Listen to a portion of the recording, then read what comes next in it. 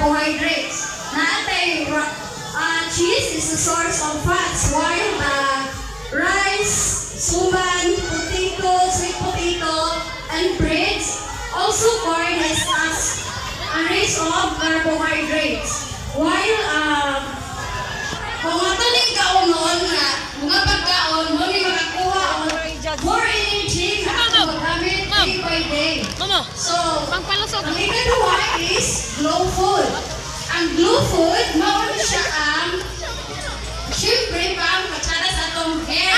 Or kung katong gusto mong glow, so magkaon na tawag mga greeny vegetable and fruits.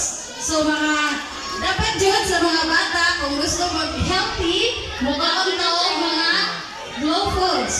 O ang ikatulo, mao ang grow foods. Ang grow foods, mao na siya